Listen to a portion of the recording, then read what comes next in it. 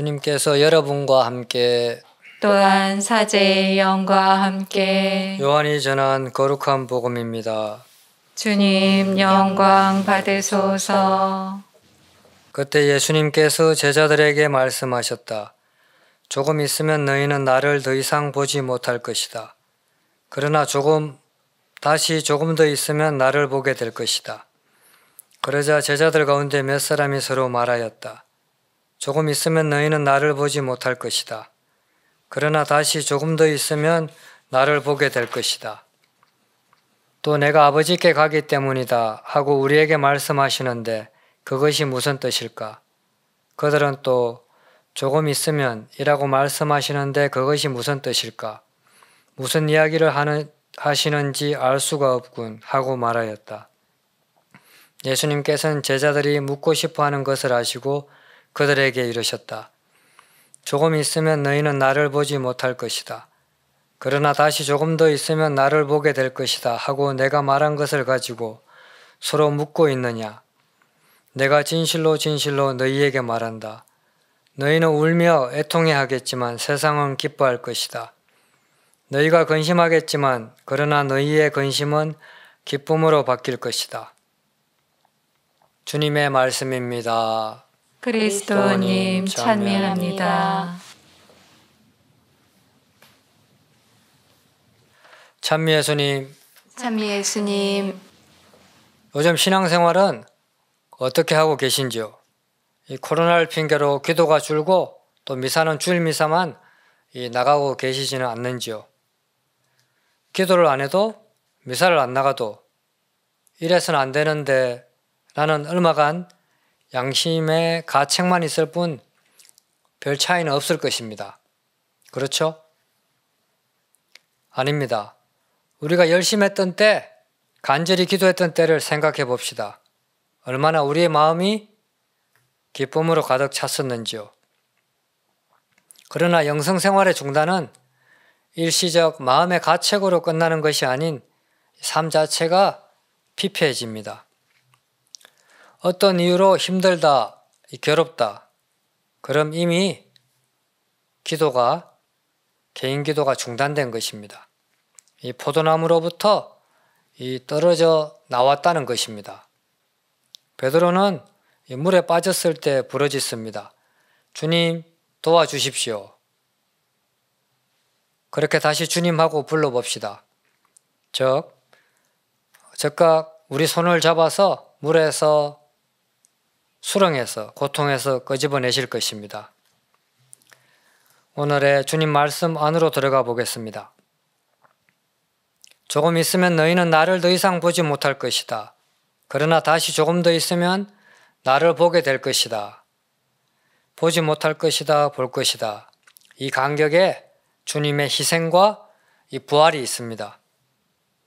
그러나 제자들은 무슨 뜻인지 이해하지 못하고 자기들끼리 얘기를 주고받습니다.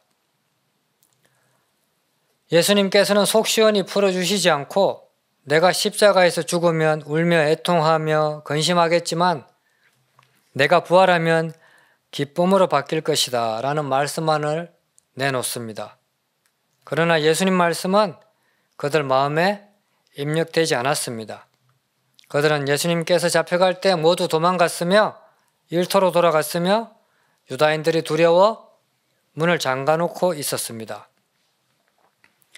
조금 있으면 예수님을 보게 될 것인데도 기쁨으로 바뀔 것인데도 그들은 믿지 않았고 기억하지 않았고 기다리지 않았습니다. 조금 있으면 이 말씀은 이 신앙생활에서도 중요한 의미를 띱니다. 기다림과 같습니다. 이 조금 있으면 조금만 기다리면 울며 애통함이 기쁨으로 바뀔 건데 우리는 지금 즉시 나타나시길 해결해 주시길 바랍니다. 예수님은 그렇게 우리를 이끄시지 않습니다. 우리가 조금 있으면을 깨닫지 못하면 조금 더 길게 부재하십니다. 아니 예수님께서 부재한다기보다 우리가 이미 다른 길, 다른 방법을 찾거나 포기하기에 예수님은 출현하지 않으십니다. 우리가 이미 딴 곳에 시선을 두고 있기 때문이죠. 조금만 있으면 우리가 예수님을 보게 될 것인데 그렇지 않아서 더 이상 보지 못하게 되는 것입니다. 조금만 있으면 너희는 나를 보지 못한다. 그러나 조금만 있으면 보게 된다. 이 조금만 있으면에서 이 조금은 기쁨으로 바뀝니다. 그러나 그 조금을 잊지 않으면 근심과 실망, 원망만이 남게 되고 앞으로도 우리는 그 조금이라는 그 조금으로 우리를 양육하시는 그분 섭리를 깨닫지 못해 아예 그 과정에 들어가지 못하게 됩니다. 하느님 앞에서 이렇게 포기되는 영혼이 많습니다.